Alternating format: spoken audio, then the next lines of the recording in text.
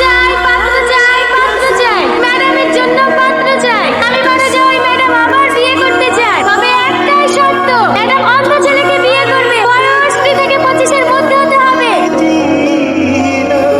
চোখ দুটো কানো কাটতে দিনি ভালো সুকানা করবি কেন রে? শুনতে পারলি না অন্ধ স্বামী চাই। তোর মতো মাল কত আছে যারা আগে থেকেই কানা, প্লেস পাবি নাকি? তুই শুধু চোখ দুটি হারাবি। আপনি কতদিন ধরে অন্ধ? জন্ম থেকে ম্যাডাম। আপনার চশমাটা একটু খোলেন তো।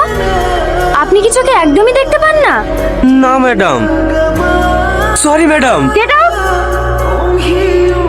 ঠিক আছে ঠিক আছে, আপনি সিলেক্টেড। কালকে আপনাকে বিয়ে করব। এখন আপনি যান। আর শোনেন, হ্যাঁ বলেন। ফ্যানটা একটু অফ করে দেন না, খুব ঠান্ডা লাগছে। হ্যাঁ গেট আউট।